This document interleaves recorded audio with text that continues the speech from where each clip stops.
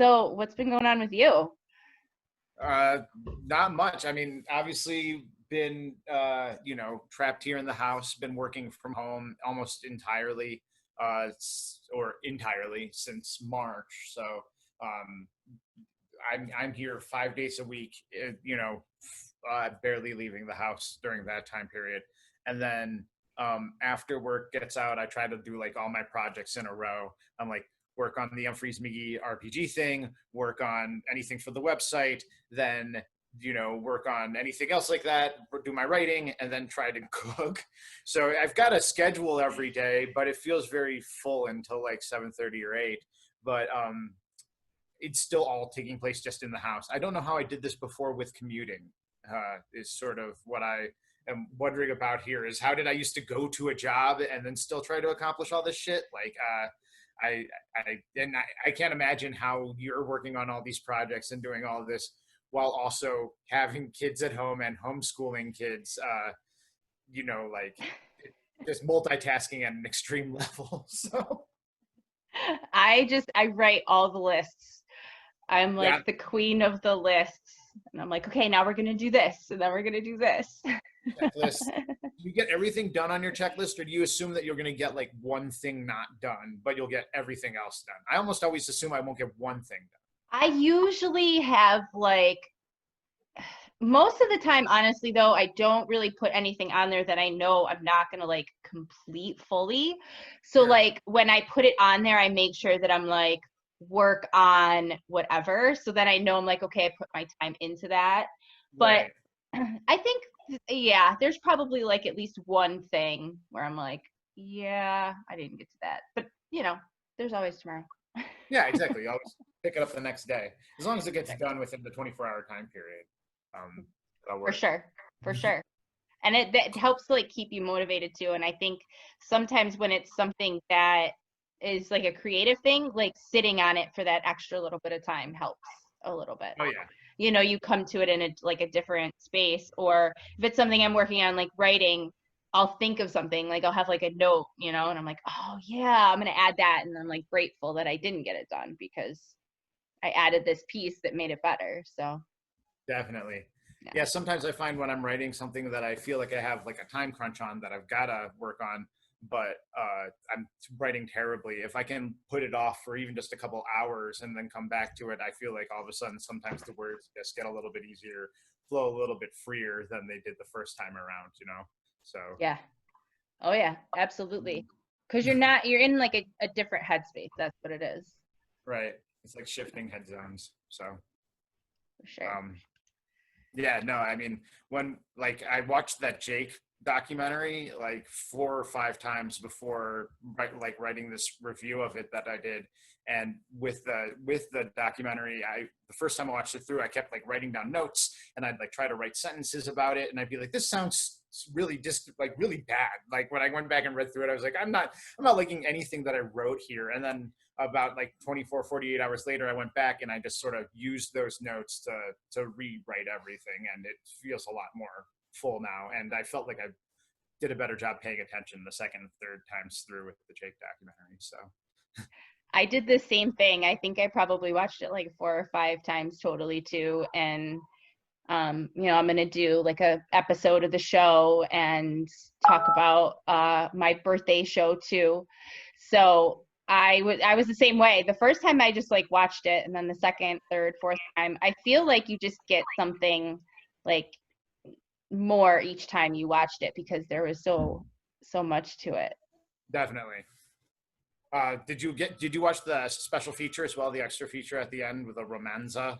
I Yeah. did. I watched that too. It's so good. And I really hope we get some more of those. What was your favorite song that they did on there that he did? Well, I really love the improvisation part where Jake is giving prayers to the improvisational gods, and then he starts plucking the piano string with the pick. Is amazing. I really felt like some of the notes and the way that they were layered, the just the way that everything came together. Hold on, did I? No, okay, you muted, not me. Yeah, I think it came together so perfectly and beautifully, and I felt like in a way some of it was very cinematic. Like, I don't know, it felt almost like a movie score in some sort of way. That sound, it was very emotionally driving. I thought it was the most pretty and the most well put together, I think, of the things that he showed us, though obviously the studio COVID 10 was probably the most fully completed put together thing he showed us.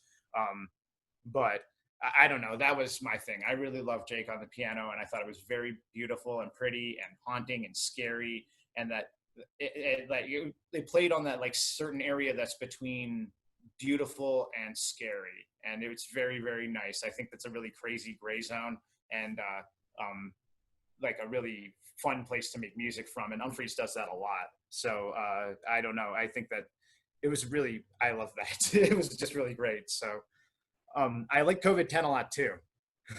Oh yeah, I thought that was really good too. And to back to your thing about the improvisational piece, I thought that all of the pieces that he did were really fitting, I felt, emotionally, for all sorts of different things that are going on right now. And I especially felt that with the improvisational piece on the piano, how it felt almost like this sort of whimsical nightmare that you're like having, like you're in this like safe space, but then it just becomes really unsafe. And that was the piece that I thought was the coolest, was just the emotion from all of those songs. And obviously like what he was feeling or channeling from, living through this himself right now. So that was like my favorite part for sure. Definitely. I didn't even think about the relevance to the current ongoing situation that we're all struggling through here, and that is quite a it makes sense to me as a musical allegory. Definitely, that this is something that where that emotion that was conjured for you by the piece is similar to what you're seeing in this world around you and the situations around you. I mean, I didn't even think about it, but that I feel that when you mention it now. So. Yeah, it's very interesting, especially in the improv section of, I believe, what was it, COVID 5, I think was the first one. And when he goes into the improv, it's very interesting to see his face. And, I just kind of thought about what he was like envisioning, and kind of like, maybe like watching the news, and like what he was thinking about when he sees these things in the news and stuff. So it was very cool to be able to watch him create like that. Right. I felt like that piece had a lot of Spanish guitar influence, and I feel like after seeing the special cut at the end, I definitely felt like he must be listening to a decent amount of Spanish guitar or Spanish classical guitar music in some sort of way, because it seems like you could feel that influence in that first piece, and then obviously he played a piece that was highly influenced by Spanish classical guitar at the end there. So. Absolutely. Absolutely. Oh, hold on. Wait, is your volume good? My volume's good. Okay, I just wanted to make sure it was like working seamless for a minute. I wanted to make sure here. All right, well, let's talk about your 2019 survey. Definitely. And talk a little bit about like why you started doing those in the first place. Oh, so I guess in 2013, after Jason had formed Umphreak Anonymous and we all had that team together, we were like, hey, we've got this option to reach out to a large group of the fan base at this point here. Let's see if we can get an overall sentiment, an idea as to what people thought about this year. How was 2013 in comparison to 2012 really was what we were thinking, and who did the fans really like the most was kind of like where we felt like was going to be some of those fun competition, like who was the MVP, what was the best show of the year. These were just sort of ideas that we were sharing around as the group, and there were only 2 or 3 of us working on the page at the time. So after we decided to do it that year, and then afterwards we've just done it annually ever since, with 1 year that we skipped in 2016 because we were all busy doing other different types of things. I don't know why we've decided to keep going with it. It's pretty fun. We got less response this year than we normally do. Normally we have a much greater response.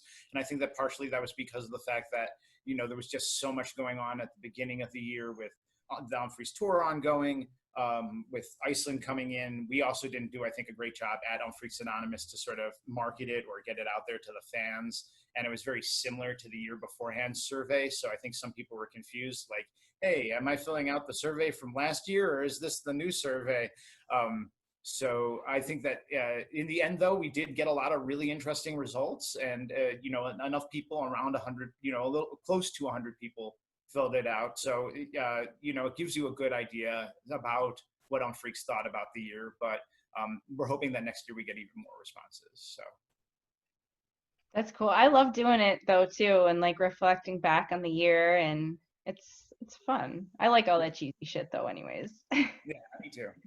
I'm sorry, that was like a terrible response. You should definitely delete that one, and I'll do it. No, but yeah, no, it's something where I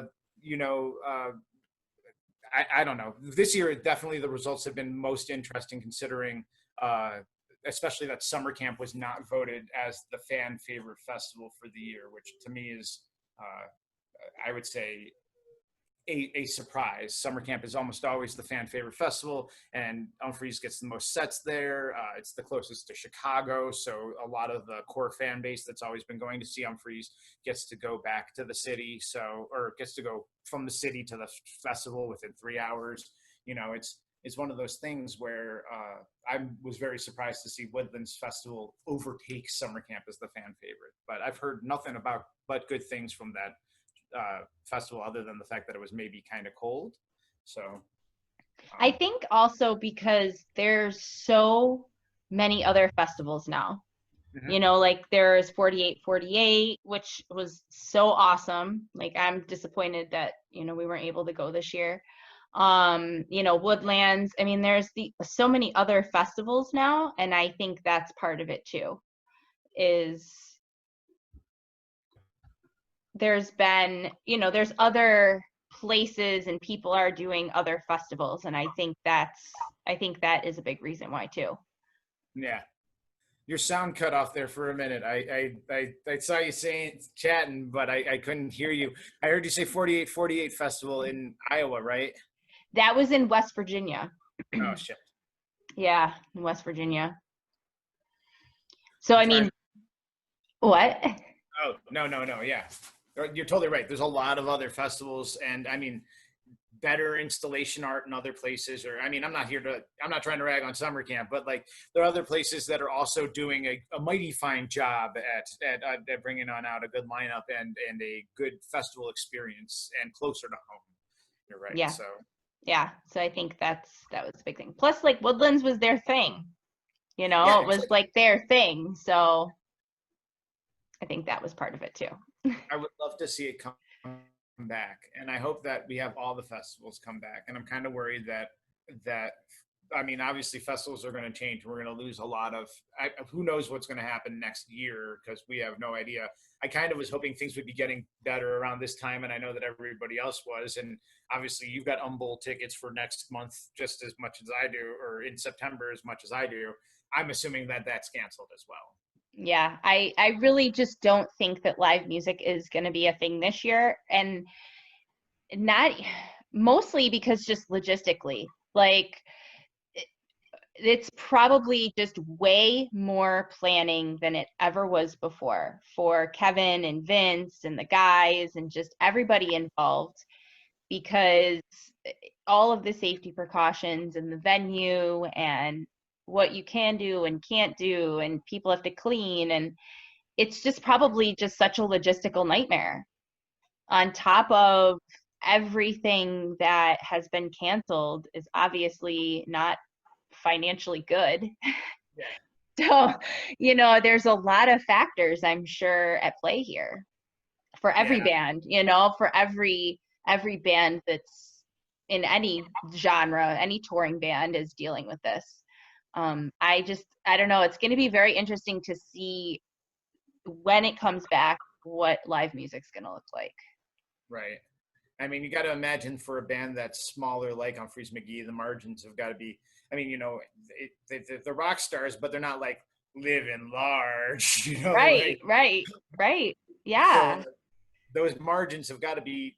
I mean, when you're running your own festival or anything else like that, sure, you're doing it to make money, but you're not doing it. I mean, you're doing it to also to throw a good party too, and they're all there for that. They all want to help cultivate the scene as well as make money off of it. But if you can't make any money off of it, then you can't do it. It's just not possible. And I think that with the increased safety precautions, like you were saying, and maybe the decreased in attendance or locales, you're either going to have to charge a lot more for a ticket price, or you're going to have to and offer a decent amount less maybe for that ticket price. You know, like imagine going to like a small venue, but you can't even stand really close to other people, but you got to be in that small venue so that it's appropriate to see the band. Or I mean, places like Belly Up are not going to be able to do it because you're shoulder to shoulder with people. yeah, Shoulder, yeah, it's yeah. not possible. Yeah, I was thinking about that and all the venues like here in Buffalo that are just probably not going to exist anymore, honestly. I mean, you're not going to be able to thrive and have 25 people in this place, you know, that you would normally pack a ton of people in. Like you can't, it's just not going to work. No, nope, yeah, it's not going to be possible. And at those types of levels, those places won't survive without some sort of support from the federal government. So Yeah, that's what absolutely. government. So Yeah, yeah. We can go into a whole thing. it's true. Let's hope it happens though. Yes, Let's save our venues. we need it. And I'm really hoping that more people are starting to realize like how important these things are in their lives, like going to see music or going to see a play or going to do whatever, like the things that are our release or our hobby, our church, our whatever, like whatever it is for you, chances are you're not able to do it right now because it involves crowds of people. Right. So I'm hoping that it makes people appreciate it and they're more willing to like, I don't know, go to more shows or something, be more supportive of the arts when it does come back or something. I don't know. We could only hope. Right. Well, definitely. I mean, and maybe more appreciative of it, bleh, or willing to put more finances towards it monetarily. You know, willing to yeah, as you said, he's more supportive. It's crucial. I can't imagine what Umphreys would be like without the Vic Theater, or what Chicago would be like without the Vic Theater or the Metro, or any of those small venues that you know you went to go see the band at. Now, you know, some of those big dumps are going to make it no matter what happens because they're owned by Live Nation, or they're just shitty venues that are huge and they can do whatever. They've existed forever. But some of them are just that, you know, they're special haunts. So Yeah, that's definitely been a part of it that's been really sad, is to think about the venues, places yeah, that we've seen shows. We're like, well, I'm glad we went there because we're never going to go there again. right. Speaking of going places, do you think we'll make it to Iceland? I think I think we will make it to Iceland, but I think it's not going to be until like 2022 or 2023. Yeah, I'm thinking probably the spring of 2022 is probably when it's going to happen. It's going to give everybody enough time to rebound, you know, at us, you know, like everybody's going to have to save up money to go. Sound? Is it sound? Yeah. Is it better? Yeah, it's better now. Okay. Okay, so we're talking about Iceland. Yeah, I heard 2022. Yeah, I think spring 2022, because March. yeah, what, you know, whenever the Northern Lights are going to be, because that was their big selling point for it. Yeah. And I think it gives everybody enough time to rebound. You know, people to save up money, the band to personally, I'm sure, save some money, as an entity to build back up some capital, I'm sure, because they're going to have to tour hard when they can. Sure. So yeah, I mean, we'll get there, but it's just gonna have to wait a little bit, but it'll be worth the Yeah. wait. That first song they play is gonna be so delicious. So Oh yeah. I cannot wait. It's like a combination of two things that I absolutely love so much. I mean, obviously, that's so much Umphrey's is traveling and the music. It's such a great combo, and the community. You put all three of those together, it's an unbeatable combination, unbelievable package. And I feel like Iceland really encapsulates, at least for me at this point, because I think the build up to it and everything else like that, it just kind of heavily encapsulates all these extremes. You know, it's an extreme form of travel, an extreme form of Umphreys, and you'll have the community taking over this fairly small city. So I think that will be sort of an extreme influx of Umphreaks, and I kind of can't wait for that. So I'm very I see that as the official end of. sound. Hold on, your sound cut out.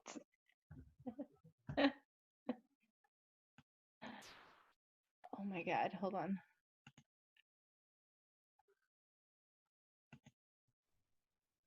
There you are. Yeah, can you hear me? I can hear you now, and I was so sad because you were so excited.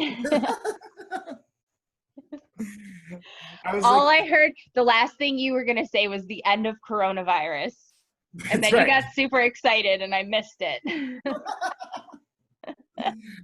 Well, that was the deal, though. It will embody sort of the end of coronavirus to me. Is that will be the time period where like you're like, okay, Umphrey's friends, Iceland, like we're really here. This shit's really done. Like I can be in this other country with all these people from another country, and we can all be, toasting beers and freaking partying down and smoking Iceland weed. I don't know, and having a like great time.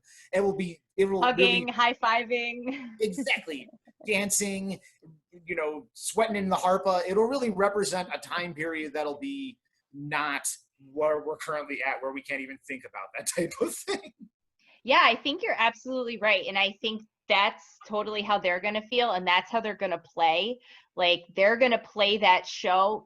I believe, even if they play like a whole year of tours before that, sure. When they play Iceland, there's going to be so much emotion for so many reasons, and it's just going to be, it's going to be amazing. Yes. Worth the wait. Yes, 100%. 100%. So talk about the survival guide. You had one for Iceland, and it was amazing. The one you had for Atlanta in 2018 was amazing. So talk about the survival guides you put together when you started doing that. And it takes a lot of work to do that, huh? Yeah. Well, Iceland especially, because so for most of the survival guides, we have Umphreaks who have been there, and like a lot of them. So we can be like, hey, let's ask the Southeast Umphreaks group, like, where do you guys recommend that vegans go in Atlanta? Or, where do you recommend that we all go to party late night when the shows are out? Where are the drinking spots? And it's close to the venue. Tell me, because I've been to the Tabernacle once.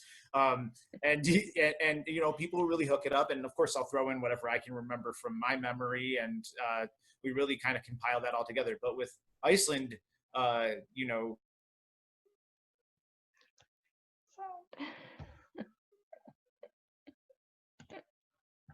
Hold on. Gotta give it a minute.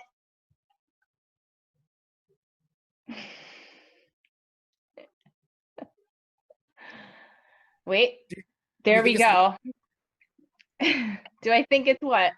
Do you think it's the wind that's doing that, or the weather out there? Yeah, shitty. I'm sorry. It might be, because it doesn't do that. It's fine. I'll edit it. It'll be fine.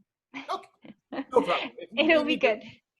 I'll be happy to re-record anything if you need, or I'm happy to talk to you anytime. So same here. I'm super happy that we get to at least hang out and see each other. I'm so happy to see your face. Yeah, exactly. It's been over a year now since Red Rocks, and that was like at that time period. It was like, oh well, we'll see each other at New Year's, and obviously, that didn't happen just because that happens. But then it was like, okay, well, at least we'll see each other at Bowl or whatever, and then obviously coronavirus. So and then everybody got coronavirus. Yeah, thanks. Exactly. Yeah, come on, guys. Yeah, so with the survival guys, though, because of the fact that because of the fact that there were only a couple people who had been there, we could really only ask a few people for their opinions. And then we did a lot of research on the side and really kind of used our previous guides as a guide, as you will, a template to formulate what Umphreaks would really enjoy. We're like, oh, okay, well, Umphreaks really seem to appreciate, live music while eating, or they like going to places where they can have live music late night that may be not necessarily just the music that's offered by the band, especially with some of the live music offerings that happened over the for the Iceland thing. So people are like, where can I go to keep this party going but not pay $50 to see a DJ or something like that? And we had the ideas for that. So it's fun to do. It's great because I love researching and I love travel, and I would probably be doing something like that small time for myself, not making it look good or anything else like that, but like putting together a checklist, putting together like a little paragraphs of where to go and what to do. So I just thought that I would love to share those elements, and a lot of people have really appreciated the travel guides, and I've appreciated them because what other Umphreaks have shared. Sound.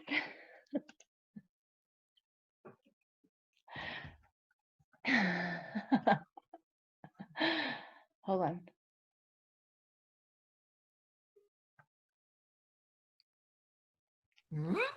There we go. It's usually like 20 seconds or something. It's like, okay. Yeah, it's now like we're back. I'm gonna it would be weird to move. I was like, I could move near my router. I'm not far from my router though. It's like right next to me. I'm downstairs, but it's right there. It's got to be the wind. It Yeah. has to be. It's all right. We'll be fine. Okay, like we said, but either way, some of those travel guides have really helped me to discover fun places when I've gone on vacation, or some of these suggestions have been some of those quality stuff that I've gone to. I went to a place in Nashville called the Southern V, which is a vegan joint that had like this amazing vegan Nashville hot chicken that was ridiculous, and it was I had them take me I took a lift there every morning. It was so fun. Like 4 days in a row I was eating in that place. It was amazing. And that came from an Umphreak suggestion. So that's awesome. I love the travel guide. Like, it's so helpful. And I'm always the one that's like planning where we're going to eat and what we're going to do. And it's super helpful that it's all in one spot, because it saves me so much time. And that's what I love about it too. All about things that help save time. I really, we had an idea that was similar for venues, where we were going to like put together a venue wiki, and we were going to have like everybody like submit like what their rating was of the venue and whether or not they enjoyed it or didn't enjoy it, how secure the security or how shitty the security was, like a little paragraph or blurb, and then history about Umphreys in relation to the venue. And it was such a cumbersome, overwhelming project. I never got into that type of thing. But I feel like the travel guides could have like a similar sort of element where they like tell you like, hey, this is good, this is not great, this is this is what to keep your heads up for in this venue, stuff like that. So hopefully we'll add those elements as we continue going on. Yeah, that's definitely an undertaking because there's so many places that they play. So, but it would be cool to have a space for that for sure, especially with like water bottle caps. Does this venue take your water bottle caps? Right. Are they afraid you're going to pelt the band with your water bottles? Like, for sure. These things are important. I hate not having a water bottle cap. It's just so annoying. Like, I understand the restriction, but if you trust me to be responsible enough with beer, you should really trust me enough to be responsible with the water bottle cap, honestly. For sure. I'm like, you're giving all these people alcohol right now, and you're worried about some water bottle caps. That's okay. Right. I just bought 18 ounces of fluid alcohol over here, but. Oh my goodness. So let's talk about Hall of Fame 2019. Yes. Have you submitted your votes yet? I have. They're all going to be Freedom 98 from last year's Red Rocks, or 2 years ago's Red Rocks. Or Freedom 93, 91, 89. God damn it. What year it was. No, so I haven't chosen anything yet. When are they due? August 14th. Okay, so we got plenty of time. Yeah, which is good because I had a list of like 89 or 90, and I've dwindled it down to like 50. Oh, So I'm getting there. yeah. Just got to do that twice more, right? There's just always Umphreys on in my house. Always. Oh yeah, that's awesome though. I feel like with this and with the Stone Pony project that Not Just for All has had going on right now here, it's just been very, very lots of Umphrey's research going down, and not in a bad way. I've never been to the Stone Pony. Have you been to the Stone Pony? We went in 2018. We took Brendan with us. Yeah. How is and it? it's a shitty outdoor venue. I love it. It's like a parking lot with a fence around it, and then That's what it looks. it's like but like the Stone Pony itself, like apparently the Stone Pony, the indoor venue, is like the iconic place where I think Bruce Springsteen played, like when he was first starting out. So it's weird though, because I remember I went to go and try and find water, and so where they play, it's a parking lot. And then you walk like through, and when I went to go to the bar to find water, you just like go through this door and it's that venue. And it's just like a really shitty old little venue that's right on the beach. And, so there's like apartment buildings and condos and stuff. And so people will be there and they'll be vacationing. And I think they did a festival there, and like Jack Johnson and stuff on that beach, they did like some festival. I can't remember what it was called, but yeah, the Stone Pony is just a shitty outdoor venue, but they throw it down there, so that's why we had to go. It's one of those infamous places, or not infamous, famous. Oh, I keep saying that when I don't mean it. It's not famous for being bad. It's famous for throwing down shows. But I totally have always gotten the impression that it is like a parking. From any pictures I've seen, it looked like a parking lot. So I don't know. It's one of those spots like I went to the Murat, right? And we were in the Egyptian room, and it was not as cool as I thought it was going to be, because it looks like it's like a big giant bar mitzvah hall kind of, which isn't bad, but like, there's like a stage and like a little dance floor area, and then like circular seating with like tables all around circular tables with like seats around them in the back. Like, like you kind of expected like a buffet to be in the corner, and like, like maybe like, a bar where you'd go give your tickets and get 2 free drinks or something. But I expected more, just because like it was like such an Umphrey's place, but they threw down there. That was an amazing show. So I'm assuming that that's kind of the deal with Stone Pony or many of these other types of venues that are beloved for Umphrey's. For sure. But I'm glad we went, because I think like they were talking about tearing that part of it down, and then now with not even being able to see music at all. So yeah, I'm glad we went at least once. It wasn't too far from us, and we could take Brendan because it was outside. So right, it was fun to be able to take him. So you're talking about the set or the lists that Nachos for All has been asking us to do. Yes. Did you submit your list today? I told him I would by the end of the day. Nice. I sent mine a little bit earlier, so I don't forget. I had to do 25 songs and like 10 honorable mentions. It's supposed to be 15 though, right? Yeah. Okay. I just couldn't do it. I couldn't cut it down anymore.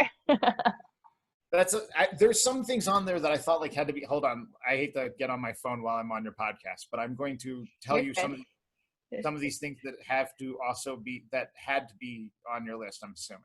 I think, hold on, let me open my list. I'm the dork that types it out on the computer.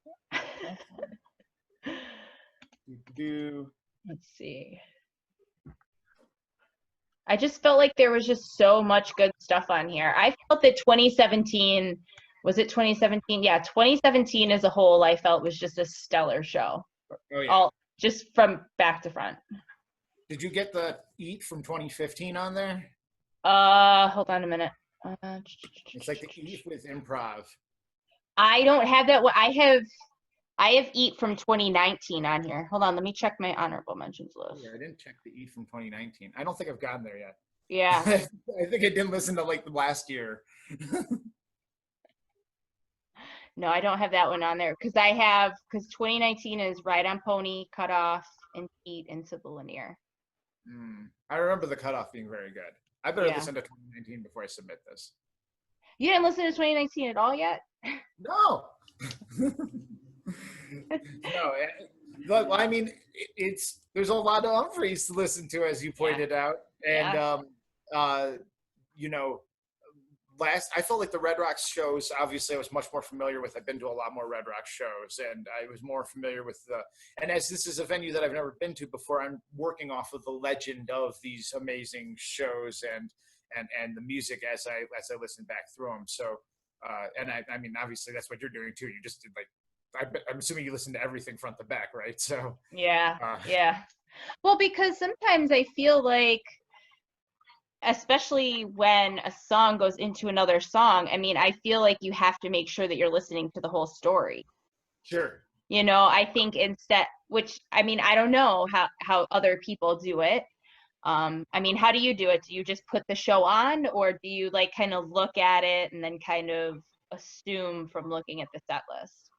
I try. Sometimes I try to listen to the whole show, but sometimes I only get one set and then I get another set. But I try not to pick songs like it's one song and then another song, because of what you're saying. Like sometimes you'll find that the segue is one of the more important parts of it, or maybe when there's like a callback to a jam that happened in a previous song that really kind of elevates the jam itself, where you're like, oh, I remember that, and I really love having that reprise come back on through here to hear that element once again being brought back on through the improv. I feel like that's great. Or even like some of the shorter songs have some of the best jams or mini jams or most best grooves. And if you're just looking for something that's like, oh, this has got above a 10-minute timestamp, then you're going to miss some of these really awesome, tightly packed jams that are like, maybe not as expansive or explorative, but they are still throwdowns with lots of shredding and lots of, getting in there. So Mhm. I don't know. I try to listen to the song the whole way through, or the show the whole way through, but sometimes it's just the set. Yeah. That's how I feel too. You have to be able to get the whole story, the roundedness of it. But I don't feel like I can like listen to like if you started in Stone Pony shows probably started in like 2011 or something like that, or 2007. I think it was like 2004. They did like 2004, 2005, and then they weren't there for like 5 years or something. Right. Yeah. Yeah, exactly. And so like so for example, like if somebody doesn't go into archive, they might. Oh, hold on. Sound. Hold, please. Get some water.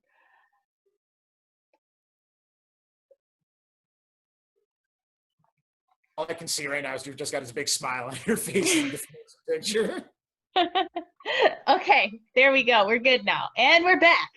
So all I was going to say is that like if you don't go into archive, you might miss like the 2004 show, or sometimes like just because I've got Nugs handy on me, like I'll listen to like what I've got there, or I'll go to whatever the most recent show is, and then I'll listen to set one, but I'll forget to listen to set two, and then I'll listen to another show, and I have to go back. Unfortunately, I get sort of disorganized in that way. It happens. It's Yeah. easy to like bounce all over though, because like I'll want to hear something else, and so I'll be working on something, but I'll want to hear this version of whatever, and then you get kind of like you fall down the rabbit hole. So Right. Yeah. Exactly. And it seemed like to me, like I saw, like I heard at least two exemplary versions of Turn and Dub, from the Stone Pony. But I wouldn't necessarily listen to Turn and Dub twice in a week in general if I had to choose to. Not that I don't like Turn and Dub, but I mean at this point I like Turn and Run better, and like so it's just one of those things where like as I'm hopping around, I'm like, oh, okay, maybe I can avoid listening to this set because I can avoid listening to Turn and Dub twice in a week. But uh, you really shouldn't, because I know I would have missed two pretty fucking awesome jams if I didn't listen to both of those. you know, I should, I know better. I sometimes have a hard time with it. It still happens. Yeah, exactly. You have to. You can't judge it. No, no. So, what are your thoughts about the live lesson masters thing they've been doing? So I think it's dope. I think that it's amazing that they're giving lessons. I mean, obviously, I feel for Umphrey's needing to make some money during this time period where it's probably really difficult to do so, as far as like not having tour and not having merch and not having, and I mean, especially the crew and everything else like that. It's got to be a rough time not to be able to make a living. So I think the live music masters is a great way for them to do that while, I'm sure also working on their craft and being introspective and helping them think. I know that at teaching is a great way to also learn too. Like as you teach, you also self-discover quite a bit. So I'm sure that that's been good for them, and also, I think it's just amazing all around. I've never done one of like the fan hangs or anything else like that, but You should. They're so much fun. They look really cool. They're really fun. We should definitely do a Ryan and Joel one sometime. Do a Ryan and Joel one? I think I could do a Ryan and Joel. All right, we'll do it. We'll figure out which one will be good for us to do. We'll do it. Yeah. It's fun. It's fun. I feel like Bayliss would get me too drunk. It's fun doing the ones with Bayliss. He's only done 2 hangouts, and he and I did both of them with him, and they were really fun. It's interesting. Like the first time, he was just kind of uncomfortable a little bit. That's what I, like it was like he wasn't really sure about it. But the second one, he was like, "Hey, yeah, maybe I'll do this a little bit more." So it's cool to be able to talk to them about different things, and I don't know, just to hang out. Like it's cool because they're also not like in the mode of being on the road too. Like they're more laid back and like chill, and they just had some crazy shit happen with their kid in the backyard or something, so it's so real life, which I love about it. So and you can tell that they get as much from those hangs as we do. Like they're just like all of us with the community and wanting to see their friends and having that connection. And so they're getting that just as much as, we are. So that's cool too. Yeah. That's great, because I kind of couldn't tell with, like, for example, with Bayliss and the Wine Not sessions for a while there, like, I couldn't tell if it was just a shtick where it was like, oh, I don't want to do this. This is over. Get out of here. Damn it, Annie. Why are you making me do another encore? Or like, yeah, I thought that was a shtick, or I'm pretty sure it was a shtick, but like, because it keeps doing them. But like, also, like, I also kind of kept being like, oh man, Bayliss, I don't want to make you, don't feel like you have to play Friday. You don't want to. We love seeing you, but you don't have to. Like, you don't have to. But I think that's what it is for them too. I mean, they haven't been doing the encores on Instagram like later. I think they figured out a way to do it in more of a responsible manner. We're getting less drunk? Yeah. Yeah. Gotcha. Maybe, or they're just like handling it better. I don't know. Like, no, that makes sense. I mean, the first couple Wine Nots, me and Amy, like afterwards, were like, "Holy fuck, we are like trashed. Like we are waking up hungover." And it was kind of like one of those things where, like, we were thinking like, "Oh man, for COVID-19, you don't want to wake up feeling like sick, because then." At that time period, you're like, oh, I better take the temperature, and there's my throat, and what's happening here, and blah, blah, blah. So it's just one of those things where, I understand why he's laying off of it some, but. Yeah. Well, and I think, too, is they have to come to the realization that this is kind of how music's going to be. So he's going to have to, like, yeah, of course, he's still going to have a good time and have a glass of wine and relax and whatever else, but he's still he's trying to sing more things, like he just did Divisions, and so he's actually, it's not just like chilling in your basement getting drunk and singing songs now. Like he's right. Singing these songs that he was going to be singing if he was touring, because his voice is an instrument too, and he has to continue to use that, or he's not going to be able to use it the same way. True. It's very, very much true. And one of those things that, like, I felt like with the Jake documentary, especially, that's very nice in comparison to the live streams we've got, is that it felt like, even though that was just one offering, and from the live stream we've got many offerings, it felt like the music was more well thought out there. And it felt like Jake had put more thought into it in comparison to the early live streams that we saw.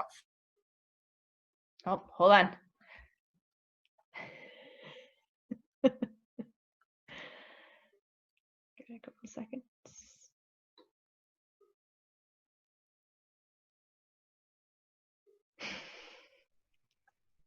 Wait, are you there? Yeah. Okay. Okay, good. All right, you're talking about the live streams. Yeah, so I was saying that, like, when it comes down to like the early live streams, like, you're right, it was like Jake and Joel, or it was like Joel and Bayliss. They're playing in the basement. They're just having a good time, or I guess Joel's playing in a shack out in the back, whatever it is. His piano shack. That's right, his piano shack, and where he now has Wi-Fi. It didn't seem like, it felt like they were just like, yeah, we'll play a couple of these, we'll hopefully get through it. And you're right, like, now that this is the way the music is, they have to be more innovative and thoughtful with it. And I felt like the Jake doc was very thoughtful. Like, everything there was really well developed, really well put together, really well created. And Joel now is like doing more improvisational elements with his music. He's spending more time with the songs, and every Joel stream I watch is getting better and better. They're getting better at this as they get more serious about this, and it's to me, it's more interesting as time goes on. So, which absolutely is good. I think I thought I was going to get sick of it, so it's really nice. And honestly, like, Marley has started playing keyboards, and she's honestly taught herself to play pretty much all of Bohemian Rhapsody and pretty much all of Let It Be. Like, she is phenomenal at keyboards, and she loves Joel, and she loves watching Joel on Wednesdays. And it's really awesome to be able to share that with her now, and to be like, this is him playing. And so it's pretty cool for that reason, that the kids get to watch it. I lost you there. Can you hear me? I can hear you. I saw you. She taught herself Bohemian Rhapsody. She loves Joel, and she's watching on Wednesdays. Is she going to do a live music masters? Well, that's what I said to her. I'm like, I will get you a lesson with Joel. And she got like really, really shy. And I'm like, I understand. Like, it's okay to be like nervous, or like, oh wow, you were on the TV or the stage or whatever. I'm like, that's a normal feeling, Marley. It's okay. I'm like, I still get like that when I'm talking to him, like, it happens. I'm like, but I think you should do it. And I think Joel would get a kick out of it too, like, to be able to do lessons with this kid, and she's really picking it up. So I'm gonna get her to do it. She's just really nervous right now. Yeah, you definitely should. I think that Joel is the perfect person to do it too from the band. So I think that, like, altogether, like, it's the right elements. Well, and see, it's homeschool. So there you go. Like, we were gonna do, I was gonna have her keep doing the keyboard anyways for school, and it's just part of homeschool. So I think he would appreciate that too. Yeah, exactly. Right into the state and be like, Joel Cummins from California did a guest lesson, and she should definitely get partial credits for activities on this day. I will have to write it out. It says like each subject, and then you have to write out like what the materials are that they're using. So I could be like, live lesson masters class with Umphrey's keyboardist Joel Cummins. I'm pretty sure that whoever looks at that paper could be like, oh damn. Be like, wow, Joel, shit, man, yeah. Dang, I want to go to this homeschool. How do I go to Sarah's house?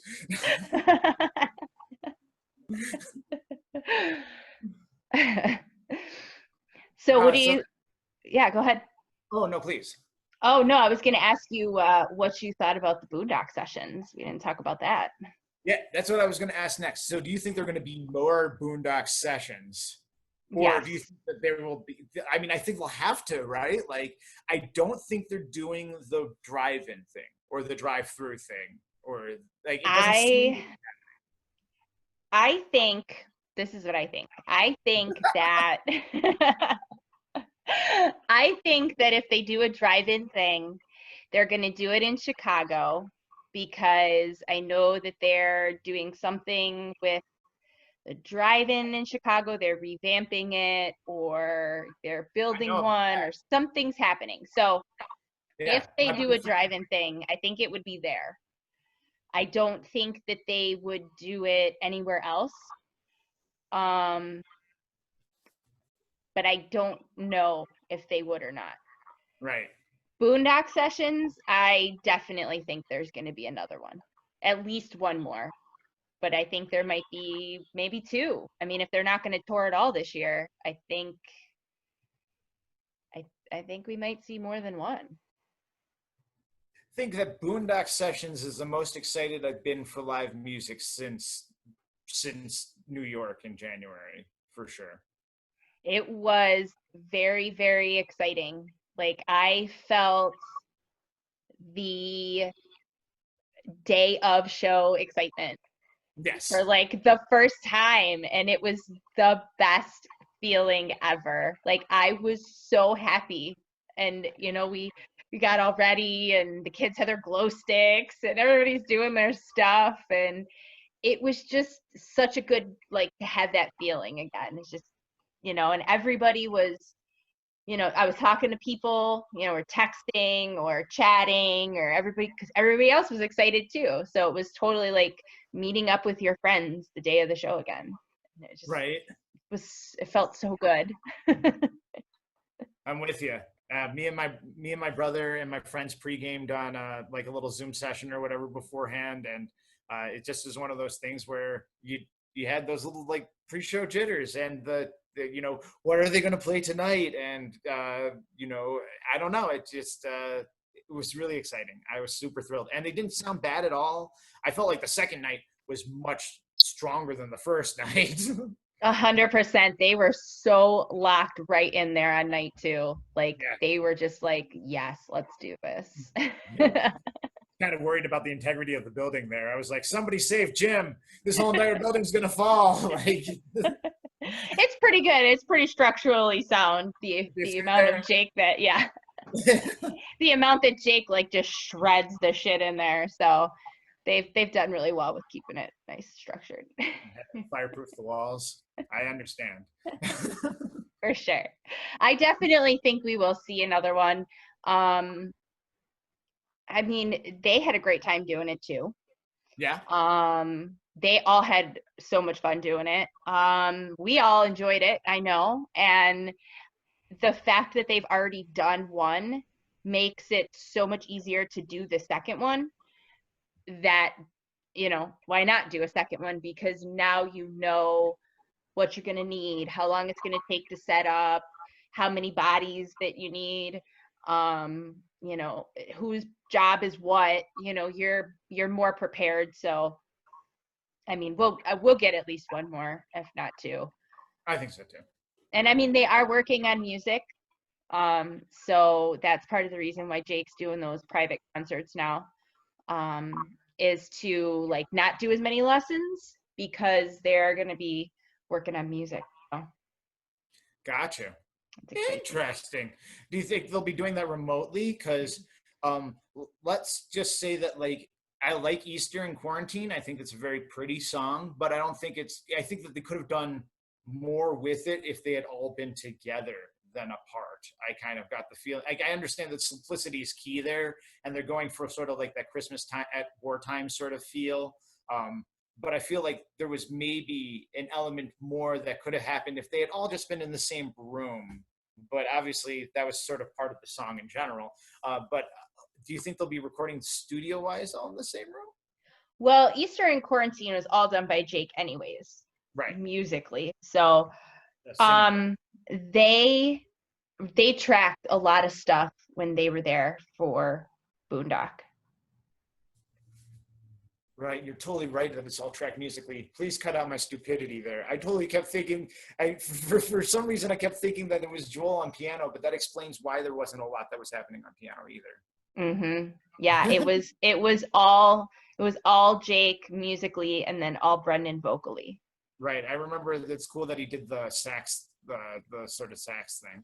Yeah, and I had talked to him right after that, and he told me that that was the first time that he played saxophone in decades. What did he play in high school or something? Yeah, he did play in high school. I mean, he pretty much played everything in high school, but Right. yeah, he played when he was a kid, and he had a saxophone in the studio, but hadn't really played it, and just felt inspired to throw it on the track, and that was the first time he'd ever played saxophone on an Umphrey's track too. So yeah, it was like really cool that he just felt drawn to add that piece to it. Right. But they tracked at Boondock when they were all there.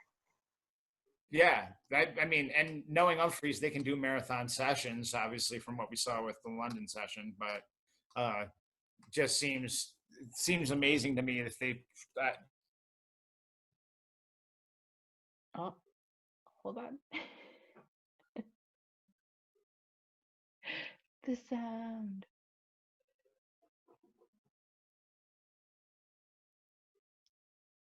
Maybe.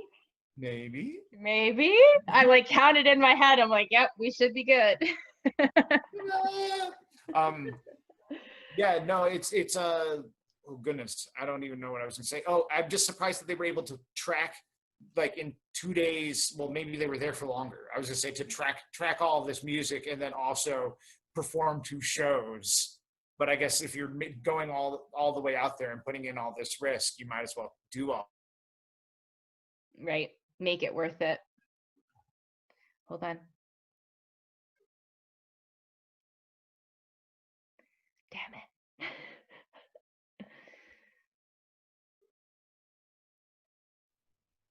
Wait.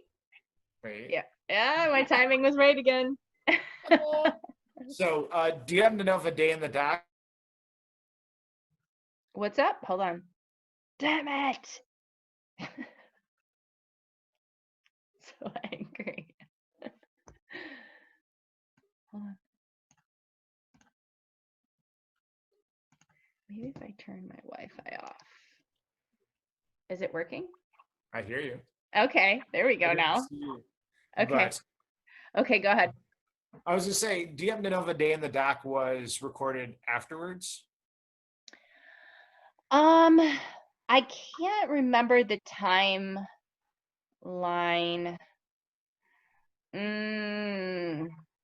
Because I think it was done before that, honestly. I think because I talked to Jimmy for the interview for the episode of the Boondock Sessions, and he had mentioned that the thing with Jake was coming. So, and I didn't talk to him, super long after that, those shows were. So I think it was done before. Gotcha. That would make sense because I imagine that some of that music that Jake had developed pretty fully, well, maybe stuff that we hear, or we may hear some elements of that. And it would be weird not weird necessarily, but it would be weird to hear just the Jake version of it from Day in the Dock and then hear the eventual final mix down with Umphrey's fully on something like COVID-10, where, we've heard how it sounds with Jake and it sounds great. Imagine now how it's going to sound with the full sextet, That would be amazing. Like, that's what I want to hear. Like, even Drumazoid, like, honestly, like, I want to hear what's going on with that too. Like, that was a lot of fun. Yeah. I felt like it sounded super discombobulated until the bass came in, and then I was like, holy crap, how did he tie this all together? Because it seemed like everything was way in other realms, especially with the drums, because the drums sounded like, sometimes he'd be like, do-do-do, and you'd be like, where is that going to fit? How is this going to fit? How are you making this fit? And then going back and hearing it finally when he added the bass, I was like, holy shit, I am mind-blowing. Yeah, and getting the treat of watching him play bass too. I'm like sitting there and I'm just like, oh, what do I want to hear him play now? Huh. Have you written out your set list? Do you get to write a set list? Do you get to suggest? I did. I sent a set list. I did. Okay. So I think I'm gonna get most of my set list. I'm pretty excited. Yay. Bobby bought a strobe light thingy for this weekend. So like it's activated to the music and we're gonna have lights and everybody else that's doing it, we're all dressing up and Sweet. it's gonna be fun. Jake's gonna be like, this is a fun party. I really went all out on this thing. You're like, yeah, of course I did. This is my birthday. This is me. Of course I did.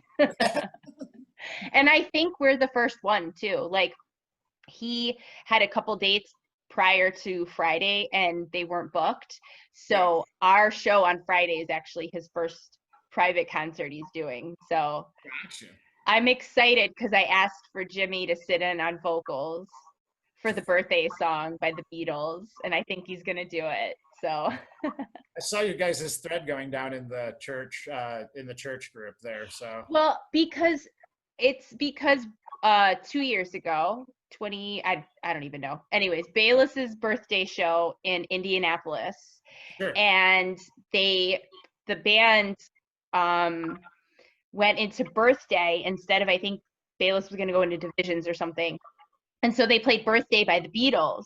And Jimmy was at that show too. And we were all hanging out.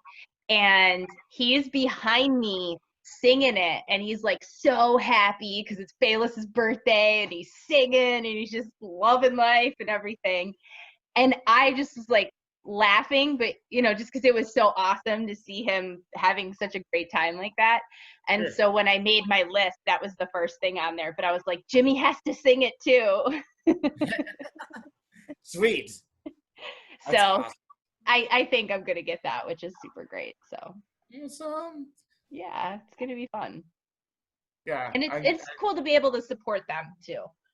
Oh yeah. And that's why I like doing the hangouts too. It's like we get to hang out with them, but you're also able to support them in ways. It's like I'd be spending money on concert tickets right now. So right, definitely. Yeah, I mean, as we were talking before here, I've never done any of those hangouts before, just because I always felt like I would feel so awkward. I just feel like I need to get like the right intro, just because like somebody needs to I need somebody to be like, hey, so in panel lower right corner there is Josh. Josh, that's Joel. Josh, that's Chris. Josh. I'll do it for you. We'll do a hangout, and I'll be like, everyone in the Brady Bunch squares. This is yes, Josh. Exactly. Yes, that will work perfect because I feel like without an introduction, I'm like, hi guys, how's it going? And I've only ever met Chris, Joel, and Ryan. I've never met Bayliss, and I've met Jake, but at a VFW at after the Indianapolis show in 2010. So after the Lightning show, he played a VFW joint with Crojo, and nice. it was a really cool but very bizarre venue for a show. And I met him. He was talking to a friend of mine named Tori at a nearby table, and I got to come up and shake his hand and say hi. But I've never spent any time with Jake or any time with Bayliss. So I always felt like I would feel somewhat awkward just sort of popping in and being like, "Hi guys." So I need an introduction, I feel like. So if you are offering, I will definitely take you up on this. I am offering. I'm gonna write it here, and I'm gonna remember to look up the hangout schedule. And we will figure out when we could do a hangout, and it'll be fun. Perfect. I'm awesome. On board. Awesome. All right, we'll do that. Awesome. All right. So you mentioned that you're still working on the Umphreys McRPG project. Yeah. So fill us in on what's going on with that. Well, it's obviously taken a lot longer than we had planned on it taking. But we're working out a plan to. It's going to continue. We work on it every day. Well, I work on it every day, but I've been working. I've gotten custom art for it, and we've gotten custom music for it. We've worked with a bunch of other different artists and different types of elements to make this thing come together here. We've made hundreds of maps now by this time period. So the game is being developed, but I'd say that when it comes down to it, we're still only maybe 40%, 35% of the way done. I think that it'll probably take, if I'm being honest with myself, another year and a half or 2 years to complete.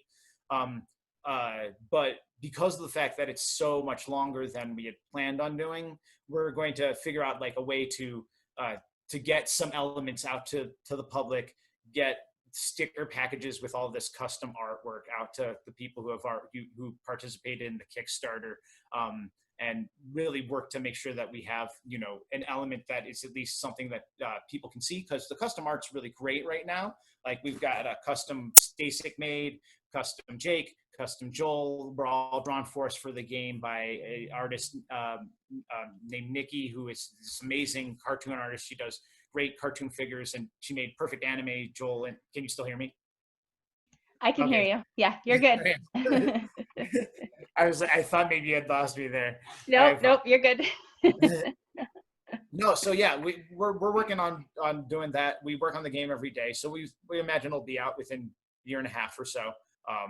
But until that time period, we're going to try and figure out something to get as much of it out to the public as possible. We've been holding back because we've been trying to avoid spoilers, and I think that that's kind of not the best way to go with it. Instead, I think I'm just going to release a lot of the artwork to everybody here and let everybody see what's going on with it. So should be done in 2 years. Awesome. It's exciting, though. I can't wait to see the finished product finally. Yeah. It's exciting. No, it takes a lot of work. It's taken more work than we ever could have expected. We bit off a lot, we as in me, but bit off a lot more than I could chew. But in the end, it's been a lot of fun, and it's been a lot of fun to make. And it's I've learned a lot about computers and visual art, and I'm not a visual artist. I mean, I'm a writer. So learning anything more about visual art and how to use it and how to produce with it and how to use the GIMP program, the genetic image manipulation program. I use that a lot, or lots of other sorts of different programs like that I never would have ever touched before, because it was all just working with like Audacity or working with video stuff like that. So that's very cool. You get to learn some new skills, and yeah. that's been my thing with the YouTube channel and doing the videos. Like that was never my intention, Sure. It was just to do the podcast, I think, because you and I have even talked about a while ago about doing some sort of weekly YouTube thing, and I was like, I don't know how I feel about that. And now we're here doing this, so it's cool to like do these things and then learn all these new skills that I never would have, like video editing and all of that. I never would have tried to do. That's cool. Sure. And I really feel like the video element it's like essential for podcasts these days now. Like it's not like they need to be like I don't know how to explain it. It's like, I guess that almost every podcast that I ever see these days does have like a YouTube version of their podcast where it's just like, like this, where it's the host and the guest having the conversation. Mm-hmm. I think especially now more so, it just gives that more intimate element of like having a conversation more than like being interrogated. I feel it's more personable, I think. Right. Yeah. More of a give or take. For sure. So is there anything like new else going on with Freaks Anonymous? No. So obviously a lot of things that we normally do would, like the travel guides or the survey. I don't know what next year's survey will be like, considering there's been only like, a couple dozen shows during this year so far. And who knows what plans will be like for next year. We haven't really figured out yet. Obviously, we've got a review coming out for the Day in the Docks, just to sort of say that it was awesome. We gave it a 9 out of 10. So otherwise, nothing else on the docket other than the RPG. Yeah, I mean, really, that's where we've been at so far. Currently, we're doing those lists for Umphreak, so I'm for his project. But other than that, nothing new. I think that I will have to take you up on one of those hangout offers just to get something new in there. Maybe we should do a review of the hangout. It'd be nice. We should. Well, I'm going to talk about Day in the Dock, and then I'm going to talk about my birthday show. So, dude, that's awesome, because I think that, I think that type of plug is important. Like, I didn't even know he was doing those types of shows until you told me that was going down. No, okay, nobody knew. Like, it was the craziest thing. Like, nobody had commented or liked on Live Lesson Masters posts. Like, nobody commented, and I showed Bobby, and I'm like, nobody's talking about this. I'm like, I want to do this for my birthday. And he's like, okay, well, we'll pay for it, and then get everybody to like do it. So I deliberately didn't say anything until I picked the date I wanted, because I knew once like everybody found out about it, it was going to be it. But I couldn't believe that nobody else was talking about it. And I'm like, okay, well, I'm just going to blow this up all over the place then. So. Do you know if Joel's done any curbside shows? I don't know if he's actually done one. I remember him saying that he was going to do them, but I honestly don't think he's done one yet. I know Marcus Rizak was doing a bunch of curbside shows, but I don't think Joel actually did one. Yeah. If I lived in California, I'd pay for one. Oh yeah, that's what I was thinking too. Is that like if I was in San Francisco or San Diego, I would definitely be buying a Joel curbside show. I'm surprised. I'm very surprised too that people haven't. And I was surprised how long it took for Jake's stuff to get booked up, but it's slowly happening. So. Oh yeah, it's filling up. It's starting to happen for him, which is good. So it's gonna be fun. I'm excited. It's like 75 minutes. It's gonna be a good time. Oh yeah, yeah, definitely. Let me know how it turned out. Let me know your set list once you end up with the music. I can't wait to hear all about it. I will. I'll send you what I sent them, and then I'll send you what he actually plays. I'm excited. Whee! Awesome. Yay! And I did ask for a couple of piano songs, so. Oh, nice.